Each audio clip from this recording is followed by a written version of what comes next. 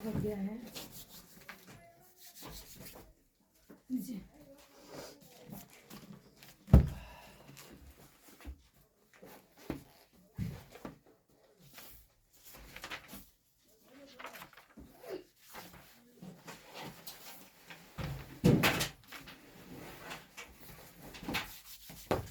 Hello dear students, come into the class. आइए हम लोग क्लास 12th की फिजिक्स ऑप्टिक्स चैप्टर में एक नया चैप्टर देखते हैं और चैप्टर का नाम है प्रकाश का व्यतिकरण। प्रकाश का व्यतिकरण, इंटरफेरेंस ऑफ लाइट। इंटरफेरेंस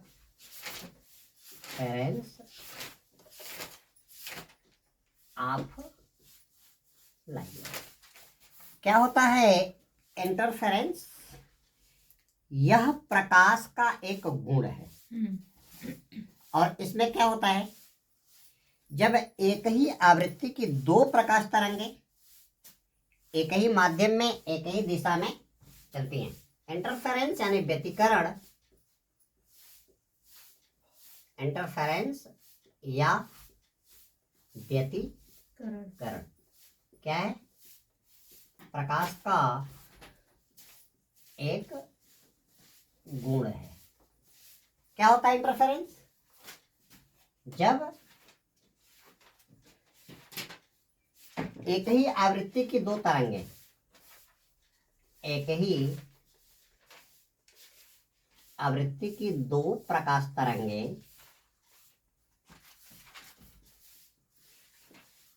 एक ही दिशा में साथ साथ चलती है, साथ साथ चलती है, तो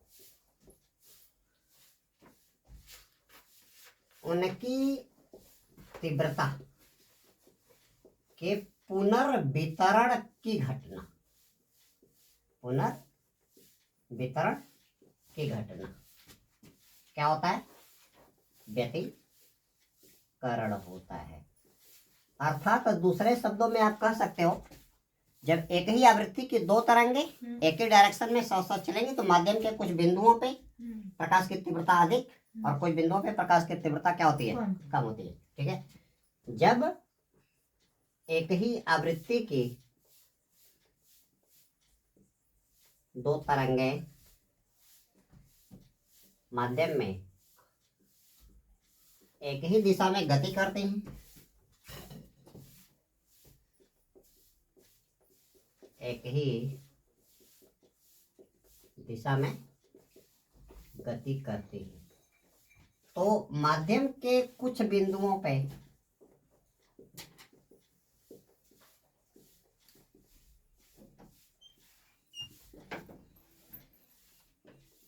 प्रकाश की तीव्रता अधिक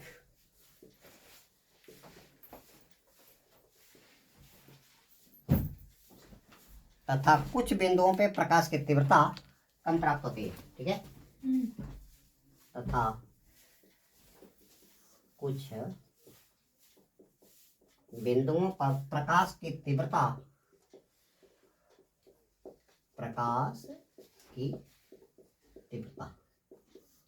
कम प्राप्त होती है। अर्थात आप ये कह सकते हो, कहीं पे ज्यादा चमक और कहीं पे कम चमक। अर्थात कहीं पर ज्यादा चमक तथा कहीं पर कम चमक प्राप्त होती है। प्रकाश की तीव्रता के इस पुनर्वितरण की घटना को, प्रकाश की तीव्रता के इस पुनर्वितरण की घटना क्या कही जाती है? व्यतिकरण, या इंग्लिश में क्या बोलेंगे? इंटरफेरेंस ऑफ, क्या बोलते हो, लाइट। ठीक है। कहीं पे ज्यादा चमक, कहीं पे कम चमक। बारे भगवान तेरी गजब माया, कहीं पे धूप कहीं पे छाया। इसका एग्जाम्पल आप देख सकते हो, जैसे एक सजावट वाला बल्ब होता है और उसमें प्रकाश तरंगे चलती हैं, तो कहीं पे ज्यादा चमक देता है, कहीं पे ज्यादा कम चमक देता है। देखें आप लोग, वो जो बल्ब आता है आजकल सजावट वाला, ये घटना किसके कारण? प्रकाश के व्यतिकरण के कारण। नेक्स्ट आपकी हेडिंग आ रही है तरंगों के अध्यारोपण का सिद्धांत। तरंगों के अध्यारोपण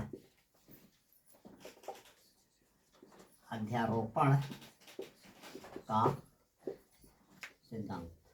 principle of superposition of waves. Principle of superposition of waves क्या होता है?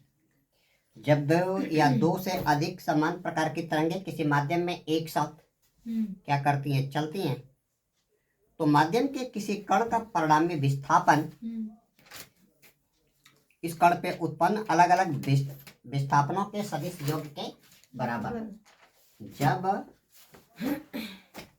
माध्यम में दो या दो से अधिक तरंगे, ठीक है, क्या y बराबर a sin ओमेगा टी, ये तरंग का सूत्र है, ठीक है। ये क्या है? ये तरंग का सूत्र। जब माध्यम में दो या दो से अधिक तरंगे क्या करेंगी? एक ही दिशा में चलती हैं, तो माध्यम के किसी कण पे, माध्यम के किसी कण पे परिणामी तरंग का विस्थापन y, परिणामी तरंग का विस्थापन जो y होता है उस समय पे अलग अलग तरंगों के विस्थापनों के सदिश योग के बराबर। विस्थापन y उस समय पर अलग अलग तरंगों के विस्थापनों के योग के क्या होता है? बराबर होता है। ठीक से देखो, कई तरंगे, एक तरंग आपकी y1, दूसरी तरंग y2, तीसरी तरंग y3 और एक तरंग आपकी क्या है? yn ले लो, ठीक है। इसका क्या हो गया? a1 sin ओमेगा टी, इसका हो गया a2 sin ओमेगा टी, इसका हो गया a3 sin ओमेगा टी और ये हो गया an sin ओमेगा टी। तो एक निश्चित समय पे परिणामी विस्थापन क्या आ जाएगा? y बराबर y1 plus y2 plus y3 dash dash क्या हो जाएगा? yn, यानी y बराबर क्या हो जाएगा? a1 sin omega T plus a2 sin omega T, a3 sin omega T plus dash dash an sin omega T. तो यहाँ पे y बराबर क्या हो जाएगा? क्या हो जाएगा? a1 plus a2 plus a3 plus an और इधर क्या हो जाएगा? Sine omega T. तो यहाँ पे इनका क्या है? विस्थापन ये दे रहा है, तो y बराबर क्या हो गया? y1 plus y2 plus y3 dash dash yn। ये आपका क्या कहेगा? अध्यारोपण, ठीक है। अध्यारोपण का सिद्धांत हम लोग आवेशों वालों में पढ़ चुके हैं, ठीक है, प्रिंसिपल ऑफ सुपरपोजिशन।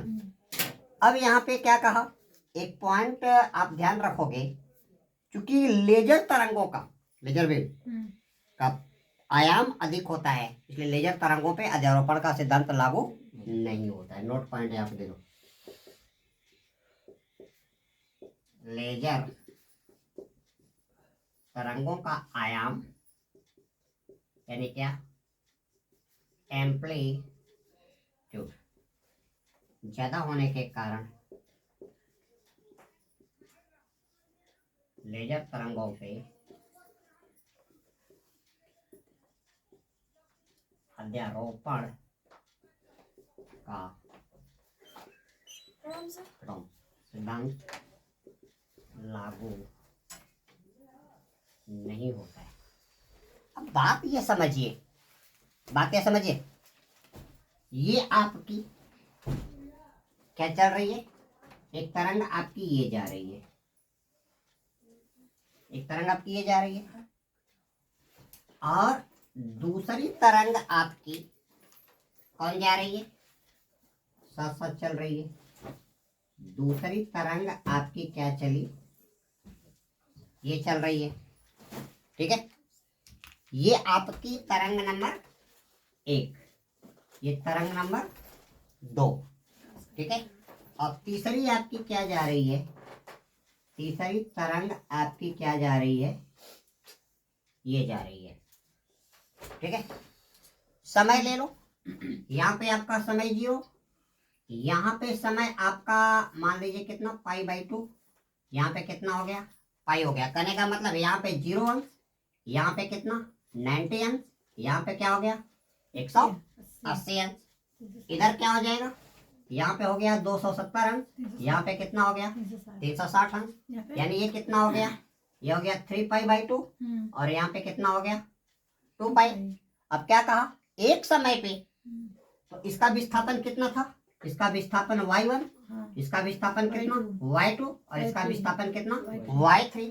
तो एक निश्चित समय पे, जैसे π/2 पे आप ले लो, π/2 समय पे परिणामी विस्थापन कितना आ जाएगा, जब एक ही डायरेक्शन में डिफ्लेक्टेड हो रही है, तो यहाँ पे आपका y बराबर आ जाएगा y1, इसका विस्थापन प्लस क्या दूसरे का विस्थापन प्लस क्या तीसरे का विस्थापन। अगर इसमें आपकी एक तरंग और चल रही हो, कौन सी चल रही हो, ये तरंग आपकी कई तरंगे चलती हुई क्या कर रही हैं, एक तरंग आपकी ये जा रही है, जिसको आपने क्या नाम दे दिया, इसका विस्थापन yn, और ये nवीं तरंग है, तो यहाँ पे लास्ट में क्या आ जाएगा yn आ जाएगा। ये आपका क्या है, principle of superposition of waves है। तो दोस्तों आप मुझसे जुड़े रहिए, अगले टॉपिक में मैं आप लोग को इंटरफेरेंस की घटना, इस तरह की घटना को इन डिटेल करूंगा। इस वीडियो लिंक में इतना ही। Very shortly I will raise my next video link that will be related on the topic interference of light. Thanks.